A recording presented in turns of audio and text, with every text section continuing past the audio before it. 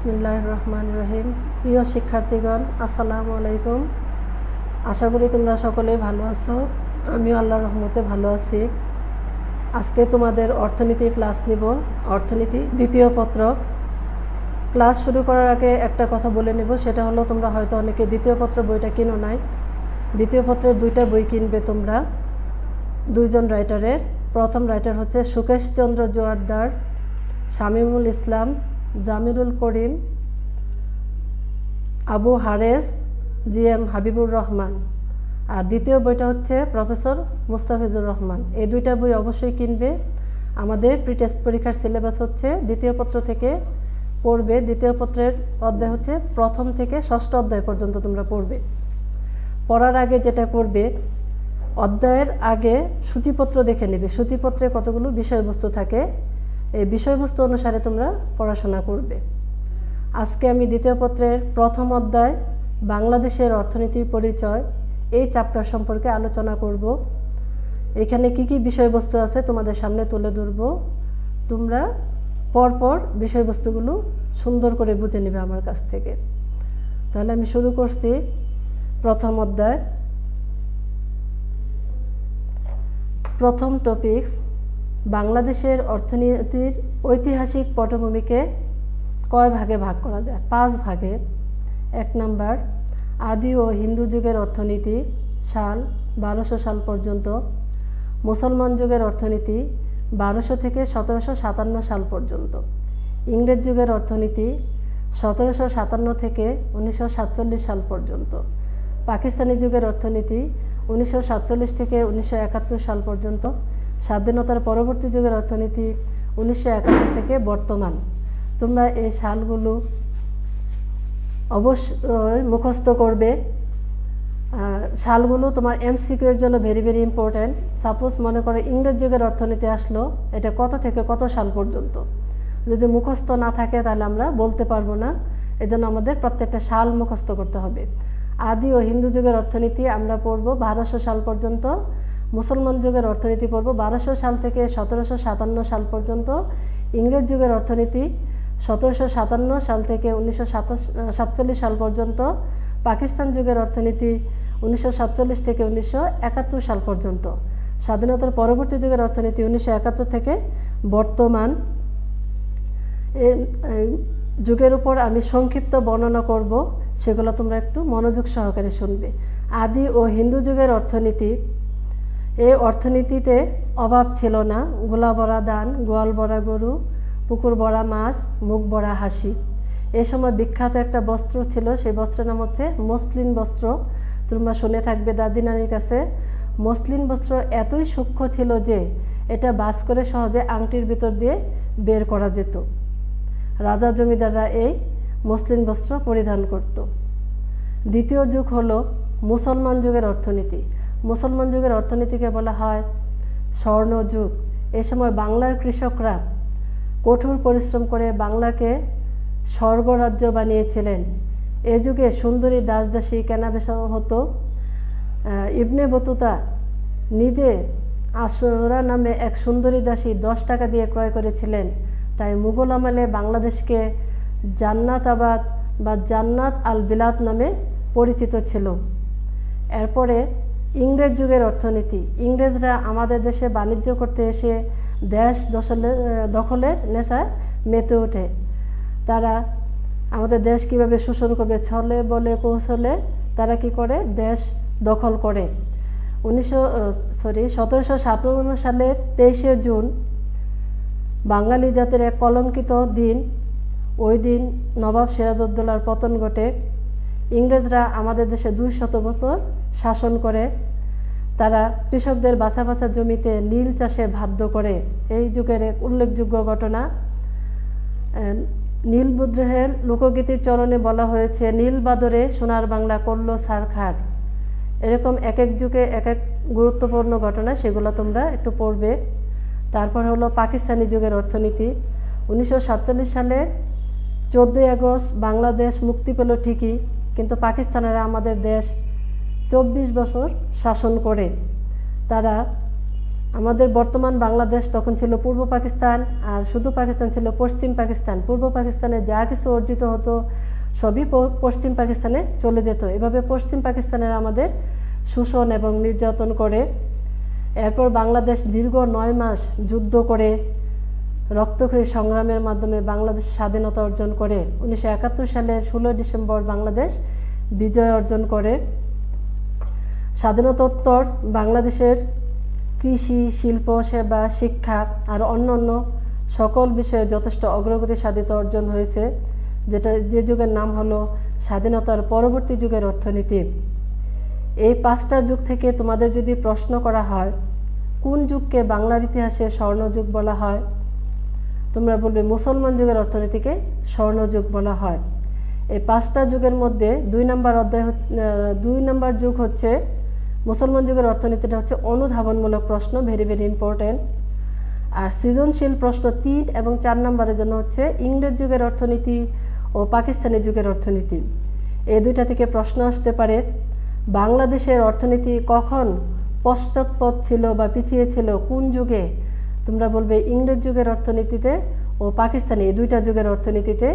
ইংরেজরা শাসন করে 200 বছর, পাকিস্তানিরা শাসন করে আমাদের 24 বছর। এই দুইটা যুগ তোমরা মুখস্থ করে ফেলবে, আর বাকি যুগগুলা তোমরা সংক্ষিপ্ত আকারে একটু পড়ে রাখবে, ঠুটস্থ করবে না, বুঝে বুঝে পড়বে। আমাদের পরবর্তী টপিকস হচ্ছে বাংলাদেশের ভৌগোলিক অবস্থান। বাংলাদেশের ভৌগোলিক অবস্থান বলতে দেশটির ভূমণ্ডলীয় অবস্থানকে বোঝায়। বইয়ে আরও বিস্তারিত দেওয়া আছে, এখানে আমি শুধু জাস্ট সংজ্ঞাটা দিয়েছি, বিস্তারিত সংজ্ঞাটা আমি একটু বলে দিচ্ছি। কোনো দেশ কোনো মহাদেশের অভ্যন্তরে কিংবা সমুদ্রের উপকূলে বা সমুদ্রের ভিতরে অথবা পৃথিবীর কেন্দ্রে অবস্থিত হতে পারে। বাংলাদেশে এসবের মধ্যে বাংলাদেশের অবস্থান যেখানে, সেটা হচ্ছে বাংলাদেশের ভৌগোলিক অবস্থান। আমরা জানি বাংলাদেশের দক্ষিণে বঙ্গোপসাগর, পশ্চিমে ভারতের পশ্চিমবঙ্গ, উত্তরে পশ্চিমবঙ্গের জলপাইগুড়ি, কুচবিহার জেলা, আসাম ও মেঘালয় রাজ্য, পূর্বে আসাম, ত্রিপুরা, মায়ানমার অবস্থিত। অক্ষাংশ ও দ্রাঘিমাংশ মতে বাংলাদেশের অবস্থান 20 ডিগ্রি 34 ইঞ্চি উত্তর অক্ষাংশ থেকে 26 ডিগ্রি 38 ইঞ্চি উত্তর অক্ষাংশে বাংলাদেশ অবস্থিত। আর দ্রাঘিমা রেখা মতে 88 ডিগ্রি 01 ইঞ্চি পূর্ব দ্রাঘিমা থেকে 92 ডিগ্রি 41 ইঞ্চি পূর্ব দ্রাঘিমাংশে বাংলাদেশ অবস্থিত। তোমরা জানো বাংলাদেশের আয়তন 1,47,570 কিলোমিটার। ভারতের সাথে বাংলাদেশের সাথে মায়ানমারের সীমান্তের দৈর্ঘ্য 280 কিলোমিটার, আর ভারতের সাথে বাংলাদেশের সীমান্তের দৈর্ঘ্য হচ্ছে 3,715 কিলোমিটার। এগুলো তোমরা বইতে পাবে এবং সুন্দর করে ডাটাগুলো মুখস্থ করবে। তারপরে আমরা পড়ব বাংলাদেশের প্রাকৃতিক পরিবেশের উপাদান। প্রাকৃতিক পরিবেশের উপাদানকে আবার 8 ভাগে ভাগ করা যায়, যথা ভূপ্রকৃতি, আয়তন, অবস্থান, জলবায়ু, নদ নদী, মৃত্তিকা, প্রাণীজ সম্পদ, খনিজ সম্পদ। এই টপিকসগুলো আমি পরপর সংক্ষিপ্ত আকারে বর্ণনা করব, তোমরা একটু মনোযোগ সহকারে শুনবে। প্রথমে পড়ব ভূপ্রকৃতি কি। আমরা জানি ভূপ্রকৃতি বলতে ভূমির অবস্থানকে বোঝায়। ভূপ্রকৃতি আবার 3 প্রকার, যথা টারশিয়ারি যুগে গঠিত পাহাড়সমূহ, প্লাইস্টোসিন যুগে গঠিত সোপানসমূহ, সাম্প্রতিককালে গঠিত পলল সমভূমি। এগুলো তোমরা একটু একটু করে বর্ণনা শিখবে। আয়তন তো তোমরা জানোই, বাংলাদেশের আয়তন 1,47,570 বর্গ কিলোমিটার।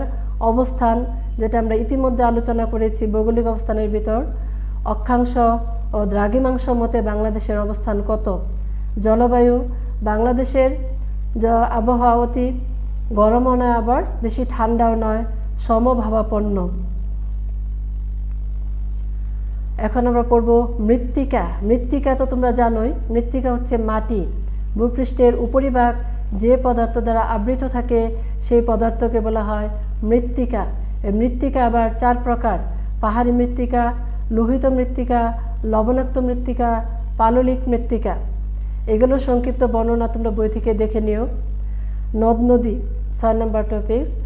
আমরা জানি বাংলাদেশে অসংখ্য নদ নদী জালের মতো ছড়িয়ে আছে। তার মধ্যে প্রধান হচ্ছে পদ্মা, মেঘনা, যমুনা, ব্রহ্মপুত্র প্রভৃতি। এগুলোর আরও শাখা উপনদী অনেকগুলো রয়েছে। প্রাণীর সম্পদ, প্রাণীর সম্পদ আমরা বলতে গরু, ভেড়া, ছাগল, মহিষ প্রভৃতিকে বুঝে থাকি। লাস্ট হচ্ছে খনিজ সম্পদ।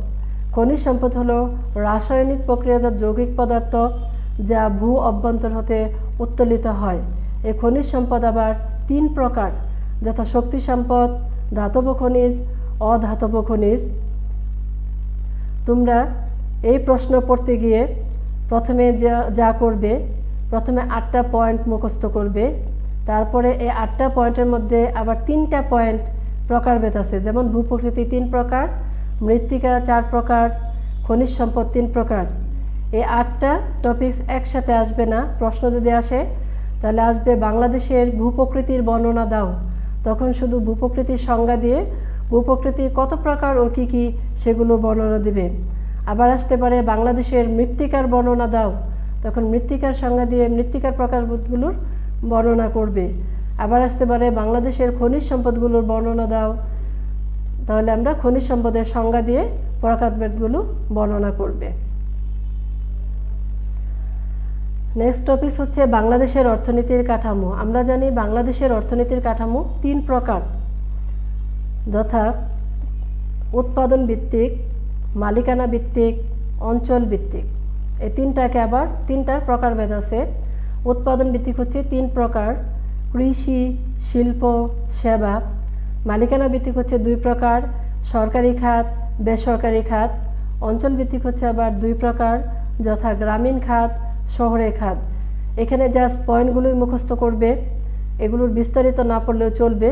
শুধু বিস্তারিত পড়বে গ্রামীণ খাত আর শহরে খাত। গ্রামীণ খাত বলতে আমরা এখানে বুঝি ক্ষুদ্র ও কুটির শিল্প, কৃষি, বেসরকারি সংস্থা যেমন গ্রামীণ ব্যাংক, আশা, ব্র্যাক এগুলো।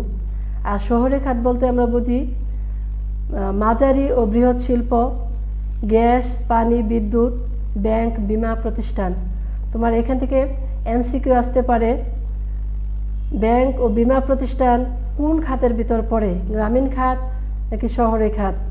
তাহলে তোমরা বলবে শহরে খাত। এখন আমরা প্রশ্ন করব বাংলাদেশের অর্থনীতির বৈশিষ্ট্যসমূহ। বাংলাদেশের অর্থনীতির বৈশিষ্ট্যসমূহ ভেরি ভেরি ইম্পর্টেন্ট সৃজনশীল প্রশ্নের জন্য 3 অথবা 4 দু জায়গায় আসতে পারে। এখানে বলবে বাংলাদেশের অর্থনীতির বৈশিষ্ট্যগুলো বর্ণনা করো। আমরা এখানে পরপর 12টা পয়েন্ট দিয়েছি, বইয়ে আরও বেশি দেওয়া আছে।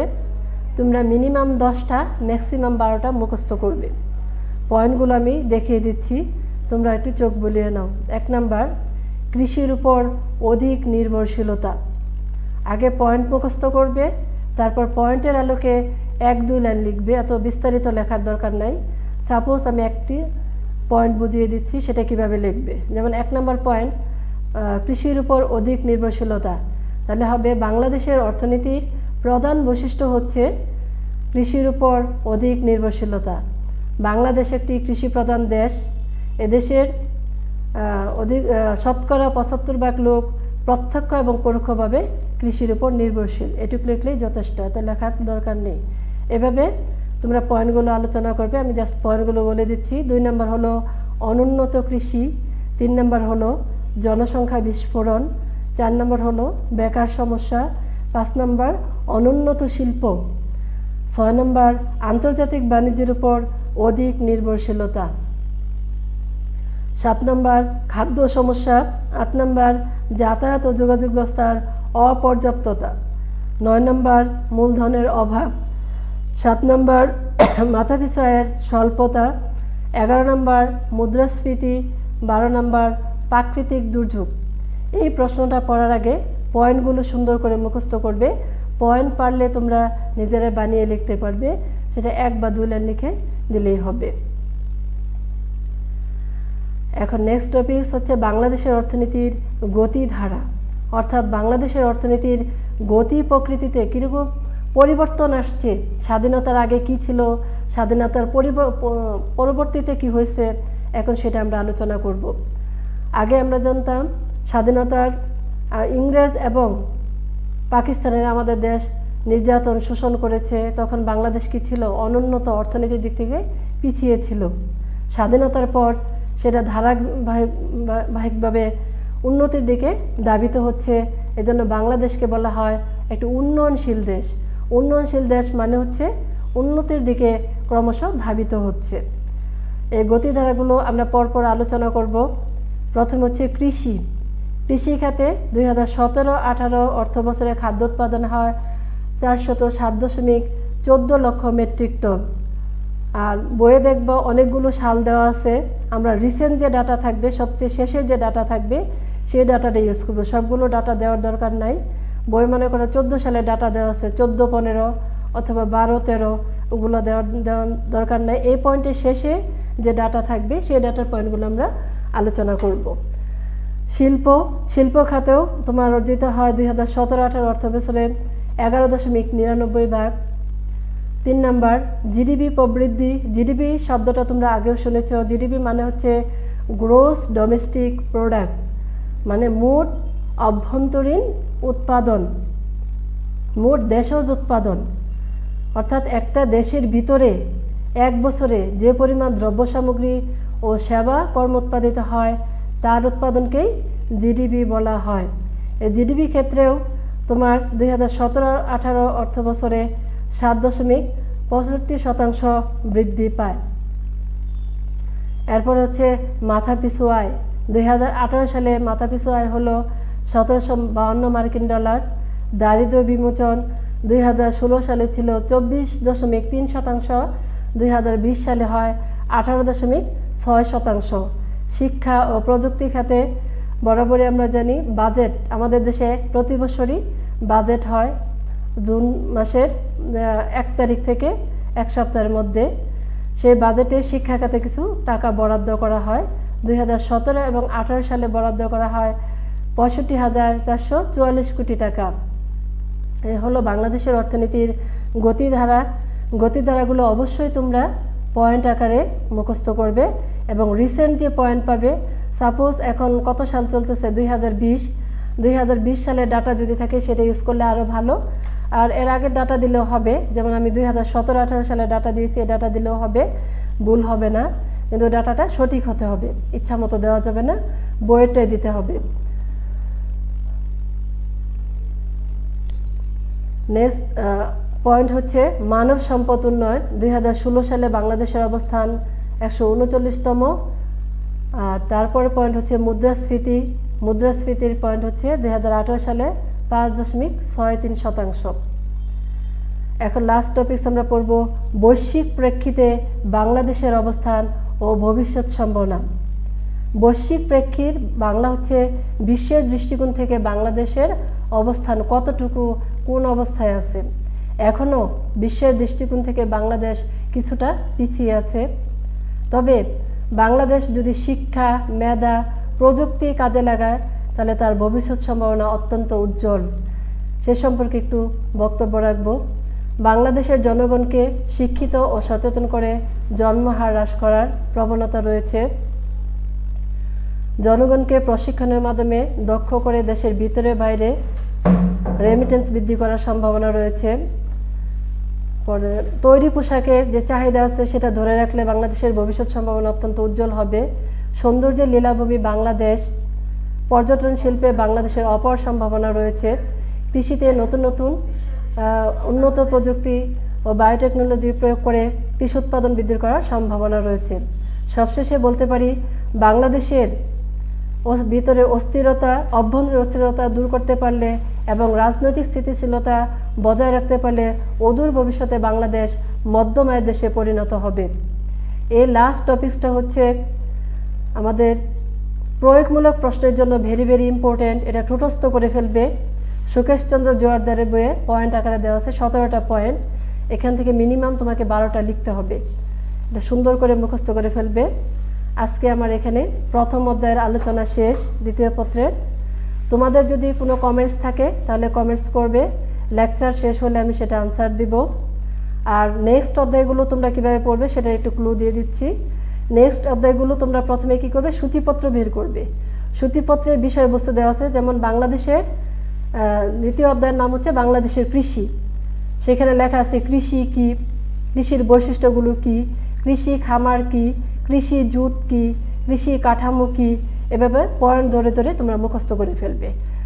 আমার পরবর্তী ক্লাসে আমাদের দেখা হবে। যদি কোনো সমস্যা থাকে তাহলে আমাকে জানাবে ফোন করে। তাহলে আল্লাহ হাফেজ।